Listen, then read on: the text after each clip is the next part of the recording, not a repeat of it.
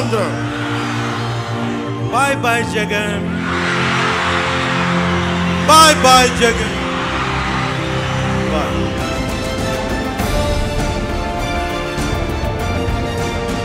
అసెంబ్లీలో అడుగు పెడతా జగన్ తాట తీస్తా. సరిగ్గా 2 ఏళ్ల క్రితం ఓ టీవీ ఛానల్ కు ఇచ్చిన ఇంటర్వ్యూలో పవన్ కళ్యాణ్ చేసిన కమెంట్ ఇది. అటు పవన్ అసెంబ్లీలో ఎలా అడుగు పెడతాడో చూస్తామంటూ వైసీపీ కూడా సవాల్ చేసింది. సీన్ కట్ చేస్తే పవన్ తొలిసారి అసెంబ్లీలో అడుగు పెట్టబోతున్నాడు.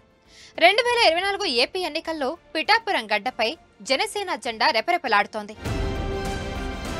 బలమైన అభ్యర్థి వంగ గీతాను పవన్ ఓడించడం ఆయన అభిమానుల ఆనందానికి హద్దే లేకుండా చేసింది. అయితే పవన్ కు ఈ విజయం అంత ఈజీగా దక్కలేదు. 2014లో జనసేన పార్టీ పెట్టిన పవన్ ఎన్నో ఆటుపోట్లను, ఘోర అవమానాలను ఎదుర్కొన్నారు. అయితే వాటిని అధిగమించి పవన్ ఎలా విజయం సాధించారో ఇప్పుడు తెలుసుకుందాం.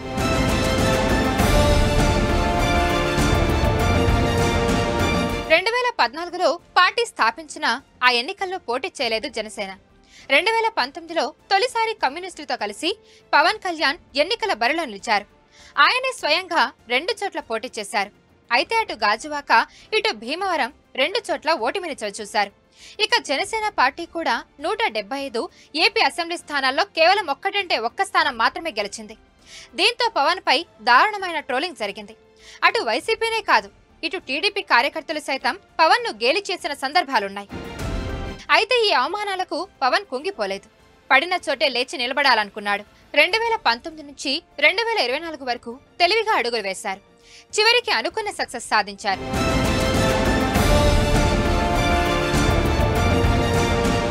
2019 ఎన్నికల్లో 2 చోట్ల ఓడిపోయిన పవన్ 2024 ఏపీ అసెంబ్లీ ఎన్నికల్లో పిఠాపురం నుంచి బరిలోకి దిగారు. తన సొంత కులం కాపుల ఓట్లు ఎక్కువగా ఉన్న నియోజకవర్గం ఇది. అయితే పవన్ ను ఎలాగైనా ఓడించాలని భావించిన వైసీపీ కూడా తెలివిగా పావులు కదిపింది. రాజకీయాల్లో దశాబ్దాలుగా కొనసాగుతున్న అసలు ఎక్కడా వివాదాల జోలికి పోని వంగ గీతాను పవన్ పై నిలబెట్టింది. గీతను గెలిపిస్తే ఆమెను డిప్యూటీ సీఎం చేస్తానని స్వయాన జగన్ పిఠాపురం ప్రజలకు హామీ ఇచ్చారు. మీ అందరికీ మీ బిడ్డ మాటిస్తా ఉన్నాడు, నా అక్కను డిప్యూటీ సీఎంగా చేసి ఈ పిఠాపురానికి పంపిస్తానని చెప్తా ఉన్నా. ఇటు పవన్ గెలిచి కూటమి కూడా అధికారంలోకి వస్తే జనసేనానికి కూడా డిప్యూటీ సీఎం ఇస్తానన్న ప్రచారం జరిగింది. దీంతో పోరు నువ్వా నేనా అన్నట్టుగా సాగింది. చివరకు పవనే పైచేయి సాధించారు.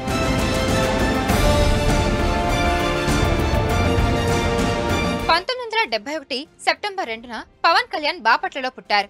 చదువుపై పెద్దగా ఆసక్తి లేకపోవడంతో మార్షల్ ఆర్ట్స్ లాంటి వాటిలో శిక్షణ తీసుకున్నారు. 1996లో సినిమాలోకి ఎంట్రీ ఇచ్చారు పవన్ కళ్యాణ్.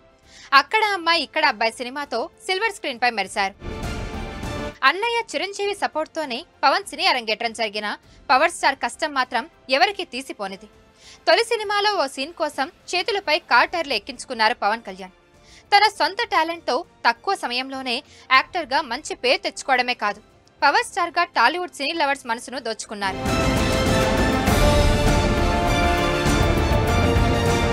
2008, 2009లో ప్రజారాజ్యం పార్టీ తరపున పవన్ చేసిన ప్రచారం ఇప్పటికీ అభిమానులకు గుర్తుండే ఉంటుంది. ఆయన ఆవేశపూరిత ప్రసంగాలు జనాల్లోకి దూసుకెళ్లాయి. నాటి సీఎం, ప్రతిపక్ష నాయకులపై పదునైన మాటలతో పవన్ ఎన్నో ప్రసంగాలు చేశారు. 2009 ఎన్నికల్లో ప్రజారాజ్యం 18 అసెంబ్లీ స్థానాలకే పరిమితమైంది. 2011లో చిరంజీవి తన పార్టీని కాంగ్రెస్ లో విలీనం చేశారు. అన్నయ్య తీసుకున్న నిర్ణయాన్ని వ్యతిరేకించిన పవన్ కళ్యాణ్ 2014లో సొంతంగా జనసేన పార్టీతో ప్రజల ముందుకొచ్చారు.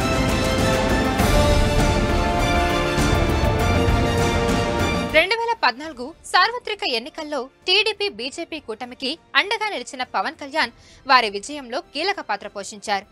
2016లో స్పెషల్ స్టేటస్ విషయంలో బీజేపీతో విభేదించిన పవన్ కళ్యాణ్ టీడీపీ, బీజేపీ కూటమికి తన మద్దతును ఉపసంహరించుకున్నారు.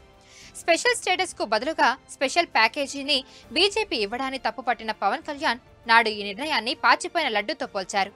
2019లో కమ్యూనిస్టులతో కలిసి బరిలోకి దిగిన జనసేన 175 అసెంబ్లీ స్థానాల్లో కేవలం ఒక్క సీటే గెలుచుకున్నారు.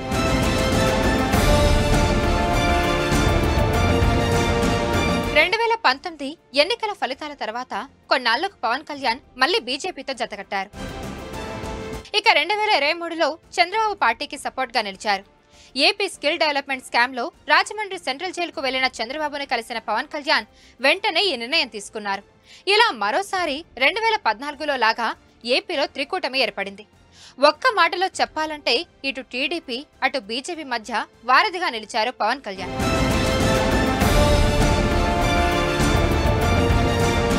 అటు 2024 అసెంబ్లీ ఎన్నికల్లో విజయం తర్వాత తొలిసారి అసెంబ్లీలో అడుగు పెడుతున్న పవన్ పై పలు విమర్శలు కూడా ఉన్నాయి. పవన్ ఐడియాలజీ ఏంటన్న దానిపై చాలా సార్లు సందేహాలు వ్యక్తం చేశారు విశ్లేషకులు. 2014లో భగత్ సింగ్ సిద్ధాంతాలతో పార్టీ పెట్టినట్టు ప్రకటించిన పవన్ అదే ఏడాది హిందుత్వ భావజాలమున్న బీజేపీకి మద్దతునిచ్చారు. ఇక 2019 ఎన్నికల్లో లెఫ్ట్ పార్టీల పక్షాన చేరారు.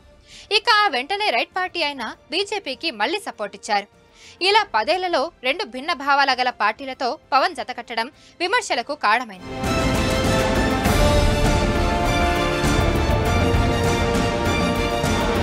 Hello, Andhra.